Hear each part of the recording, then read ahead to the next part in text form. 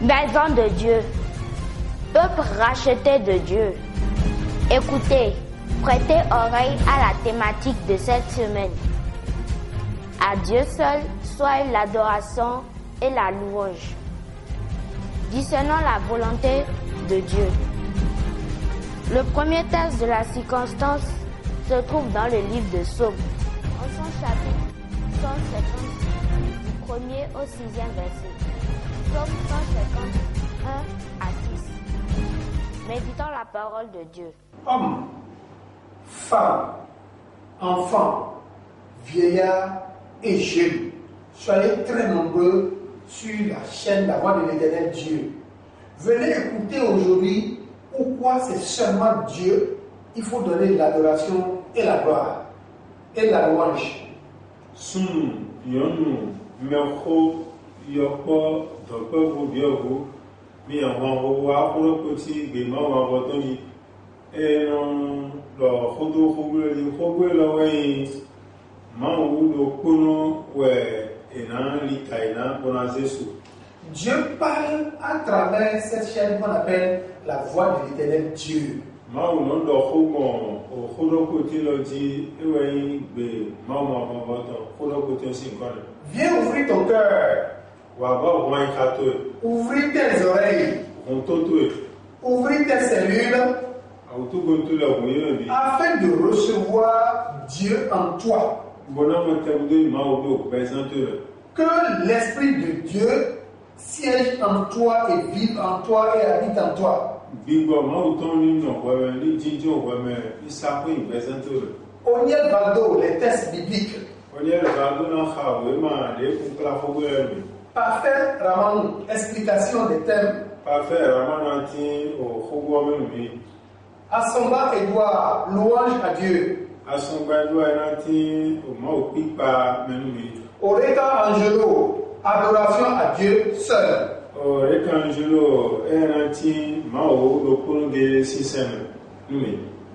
Chers amis en Christ,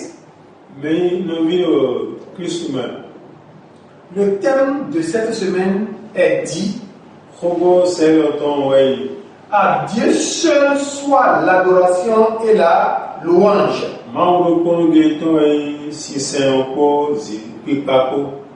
À Dieu seul soit l'adoration et la louange. Qu'est-ce que c'est que la louange? C'est publier les hauts faits de Dieu. Psaume 106, verset 2.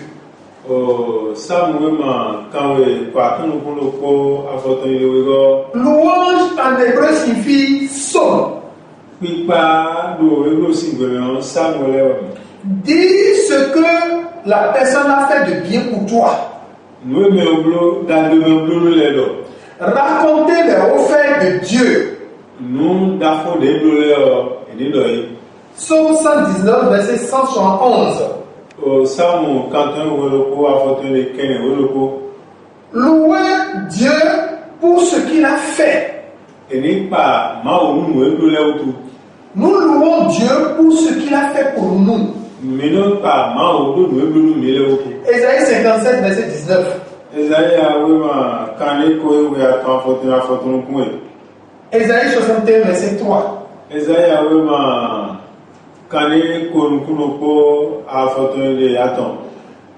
La louange à Dieu, c'est un témoignage que nous faisons par rapport à tout ce qu'il a accompli dans notre vie. C'est un remerciement que nous donnons à Dieu par rapport à ses prodiges dans notre vie.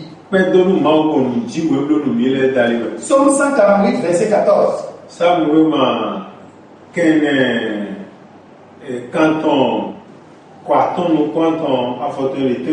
La louange, c'est être reconnaissant à Dieu par rapport à tout ce qu'il faut dans notre vie.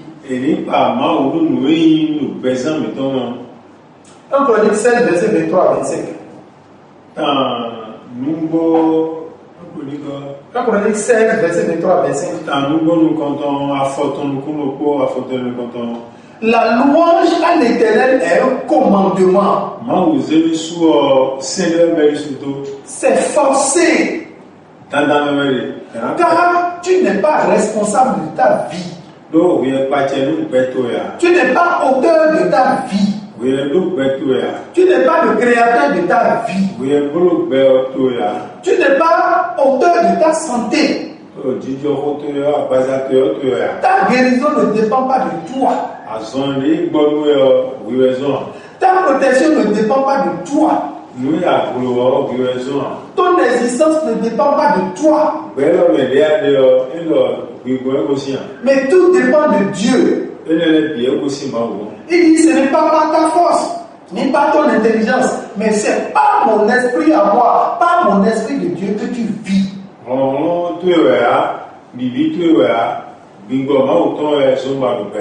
nous prenons Deutéronome 8, du 10e verset au 18e verset, il dit quand tu verras ton menu et butin s'accroître, quand tu verras ta richesse prospérer, quand tu verras tes enfants prospérer, quand tu annexiras de maison sur maison, ne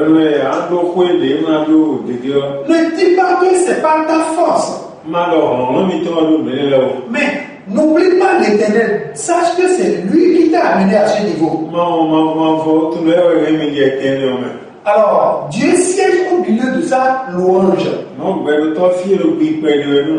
Cela voudrait dire que chaque fois que tu remercies Dieu, tu témoignes des bienfaits de Dieu, il est davantage avec toi.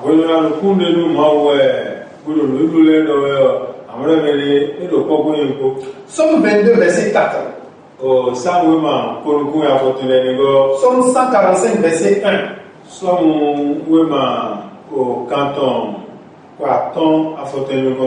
Tu es né pour proclamer les louanges de l'Éternel.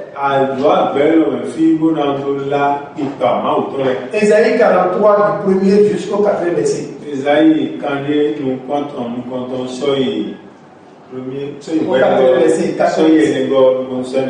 Somme 34, verset 1 à 2. Quiconque ne témoigne pas de ce que Dieu lui a fait est voué à l'abomination.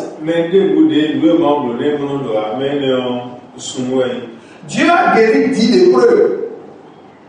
Dieu a guéri 10 lépreux. Mais un seul est venu le remercier. Il est venu le louer. Il est venu lui rendre grâce. Il lui a demandé où sont les 9 autres. Ils ont été ingrats. Ne pas louer Dieu, c'est faire preuve d'ingratitude. Et comme ça, il ne peut pas continuer à te faire du bien. Il ne peut pas continuer à te protéger. Nous allons aborder maintenant l'adoration. Qu'est-ce qu'on appelle l'adoration? C'est la soumission à Dieu. C'est la révérence et la déférence à Dieu. C'est être assujetti à Dieu. Être colonisé par Dieu. C'est rester sous l'autorité de Dieu. C'est être sous la capitulation de Dieu. Adorer Dieu, c'est faire ce que Dieu te dit de faire. Adorer Dieu, c'est l'obéissance à lui. L'obéissance à sa parole. L'obéissance à son esprit. La louange est une petite partie de l'adoration. La foi en Dieu est une adoration en Dieu. La sanctification est une adoration. Le baptême est une partie de l'adoration. Le mariage est une partie de l'adoration. L'onction est une partie de l'adoration. Méditer la parole de Dieu est une partie de l'adoration.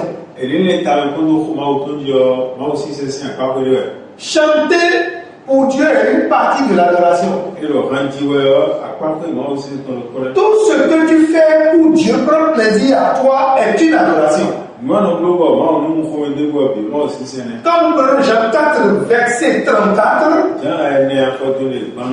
le Christ a dit, ma nourriture, c'est faire la volonté de Dieu. Et quand nous prenons Jean 4, verset 23 et 24, la Bible dit que Dieu veut ceux qui vont être son adorateur. Ceux à qui il donne des ordres, la personne obéit. Ceux qui lui sont fidèles. Quand nous prenons Moïse par exemple, Exode 33, verset 15,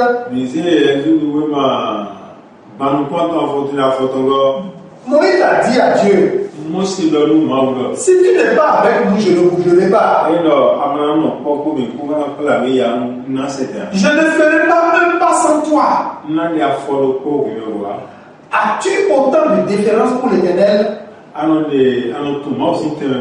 Écoutes-tu de Dieu avant de dire? Entends-tu de Dieu avant de mettre en application? Le Christ a dit, je ne fais rien de moi-même. Je fais ce que je vois le Père faire. Je dis ce que j'entends le Père dire. J'accomplis ce que je vois mon Père accomplir. Est-ce que Dieu et toi vous êtes un? Est-ce que Dieu et toi vous avez votre complicité? Est-ce que tu es rentré dans l'intimité de l'Éternel? Quand nous prenons 2 Corinthiens, 1 Corinthiens 2, verset 10, il dit l'Esprit sonde les profondeurs de Dieu. Quand nous prenons Romains 8, verset 9 à 10,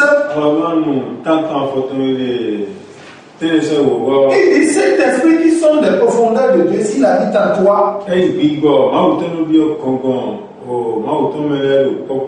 cet esprit qui a réveillé Christ dans les morts, s'il habite en toi,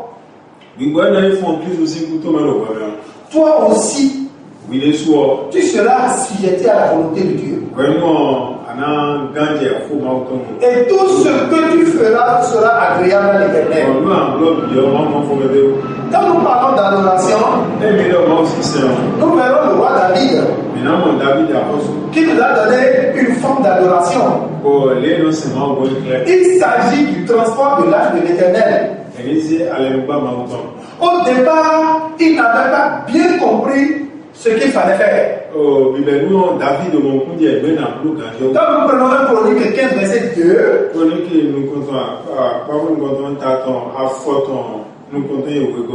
et le livre de Lévitique, Dieu avait spécifié que ce sont les Lévites qui vont transporter l'arche de l'Éternel. Mais dans le transport de l'arche de l'Éternel, David a commis une erreur.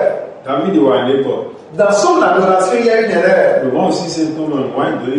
Chronique 13, du 2e verset au 13e verset. Au 13e verset, Dieu a tué Uza là. Parce que bien que le chat qui transportait l'arche de l'Éternel était neuf,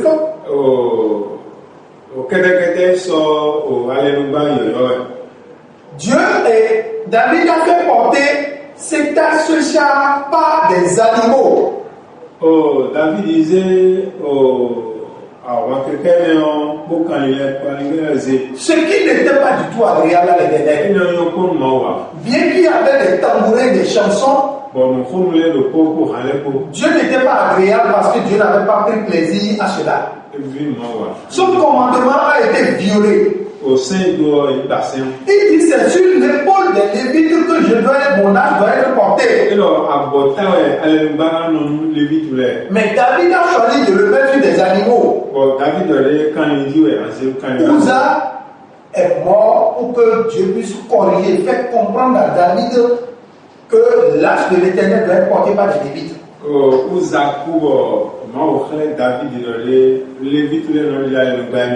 nous allons à 1 Chronique 15 du 12e au 17e verset, précisément du 12e au 13e verset, David s'est repenti, il est allé devant l'Éternel, il s'est repenti. Et il s'est rendu compte que l'âge de l'Éternel ne devait pas être porté par des animaux. Il a dit précisément ce qui suit. Il a convoqué tous les Lévites. Il leur a dit de venir. Et dans le verset 13, il dit nous n'avons pas bien cherché l'Éternel. Parce que vous les Lévites, vous n'étiez pas là. À partir d'aujourd'hui, vous devez venir vous joindre à nous pour que l'âge de l'Éternel soit conduit à la tente d'assignation. Et ce qui fut fait, David a choisi 288 chantres exercés au chant et à la danse. Affolé 288 affolé quand il tantôt ils étaient tous des Lévites. Et quand nous divisons 288 par 24, nous avons 12. Et là, misé affolé quand il tantôt mimano 24. Parce que dans une journée, nous avons 24 heures. Nous avons 12 heures dans la journée et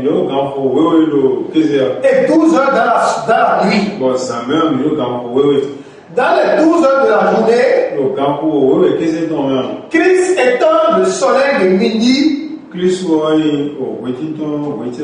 ça signifie les 12 apôtres. Dans les 12 heures de la nuit, cela signifie les 12 tribus d'Israël parce que le Christ n'était pas venu sur terre à ce moment.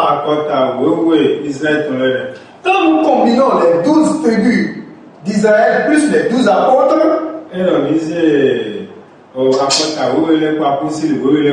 ceci fait les 24 heures d'un jour. Donc pendant les 24 heures d'un jour, il y a 12 chantres exercés à la musique qui doivent chanter devant l'Éternel pendant 1 heure.